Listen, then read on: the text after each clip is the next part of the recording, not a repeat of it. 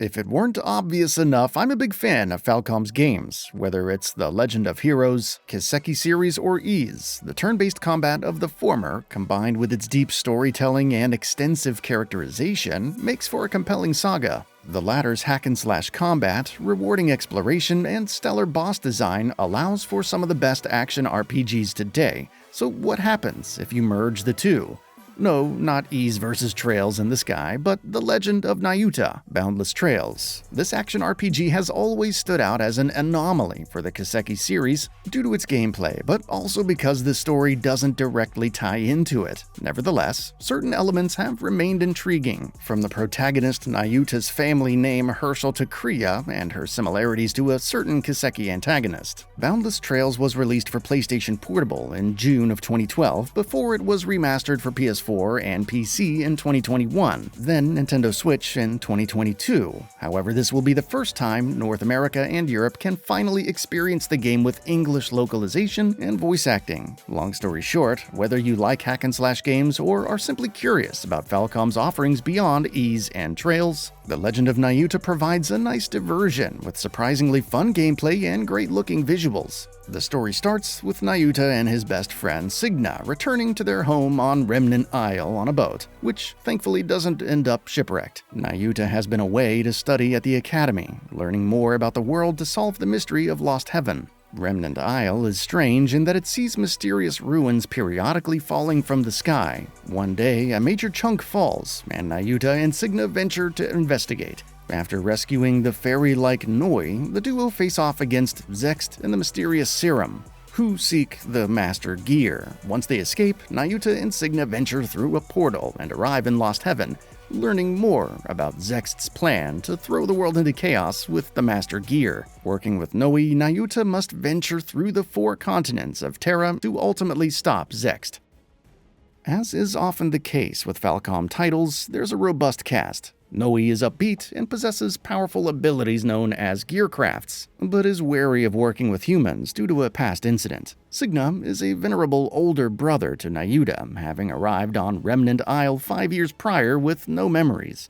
Eartha is Nayuta's older sister, who prepares lunchboxes when she's not stargazing but suffers from a mysterious disease. The motivations of major characters also become more fleshed out over time, so even if Nayuta comes across as little more than a naive do-gooder, his worries and tragedies lend some complexity. Not every character is as extensively fleshed out, especially when considering the residents of Remnant Isle. Completing requests can shine a light on their circumstances, and their responses evolve throughout the story. Don't expect anything akin to Trails in the Sky or Cold Steel, and you'll be fine. The writing is pretty straightforward with a crisp localization. It doesn't get too long-winded, which the smaller party size assists with. Despite some characters like Zechst coming off as cliché, the plot is compelling. What is Terra, and who are the people of Mythos? Who's Kriya, and what's her connection to everything? It isn't the deepest story out there, but it never becomes too expository or overbearing, and there are some nice twists, even if some are fairly obvious.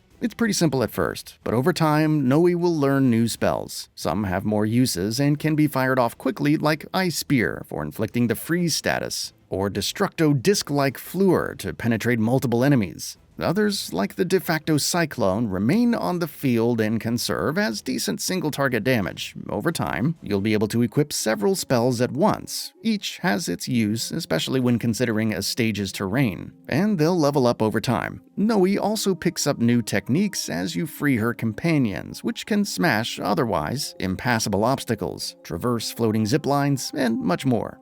The general layout of stages also veers more towards action platforming as you jump across gaps and navigate hazards like spikes, slippery ice, or harsh winds. The path on each continent culminates with dungeons. They're broken into 2 halves and have more extensive mechanics like triggering switches for platforms and gates, or raising and lowering the water level. You'll also encounter some of the bigger boss battles that Falcom is known for, and they're just as compelling as anything from Ys past or current. Each stage has unique missions and objectives, like completing it in a set amount of time or finding all 3 crystal chunks hidden within, which usually involves going off the beaten path and locating some switches. Completing these will grant stars, and by filling up Nayuta's swordsman strategy book, he can learn new techniques, like a rising spinning slash, downward thrust, or guard. One of the cooler mechanics is manipulating the season of a stage. Not only does this change various conditions, new paths open up, higher level enemies appear, and so on, but provides new enemies to fight. You only have to revisit one stage to free a companion of Noe, which grants a new technique for exploring the other continents, but having new missions to complete, spells to unlock, and requests gives this some strong replay value. The perspective can get a bit iffy sometimes, especially when you travel down and can't immediately see ahead. Some sections could also be a bit annoying, like fighting enemies while simultaneously hanging on for dear life and dealing with hazardous winds, but they're few and far between. This isn't a long game if you're sticking to the story, so those additional requests, collectibles to donate to the museum, and missions to extend playtime. However, there's never the feeling of stages feeling too short, outside of the initial few, or the story dragging on too long. Visually, The Legend of Nayuta is a great throwback. Its characters appear cel-shaded and boast incredible detail, and though their expressions are limited, seeing them react to various dialogue adds much more. The environments also look incredibly sharp, whether you're admiring the detailed water and effects or the gorgeous texture quality which allows for seeing previously unknown details. Like The Legend of Heroes, Trails from Zero, and Trails of Azure, it skirts the line between a remaster and a remake, keeping the overall aesthetic of the original while enhancing it for modern consoles. Having it all in flawless 60 frames per second is also great, though I did play the PS4 version on PS5. Perhaps the only real discernible downside to the experience is the music. It's not awful, and there are some distinct tunes, but it feels limited. It's perhaps Falcom's weakest work, and yes, that includes Trails of Cold Steel 3, but it indicates just how high the bar is. Overall, the music is serviceable, with a few standout tracks, nothing more and nothing less. In a year with blockbuster games, The Legend of Nayuta Boundless Trails surprised me. I went in knowing that it wouldn't be a typical Trails experience, and it won me over with its gameplay, presentation, and intriguing plot. It's not going to break new ground as far as action RPGs are concerned, but this is an all-around good game that delivers on pretty much every front.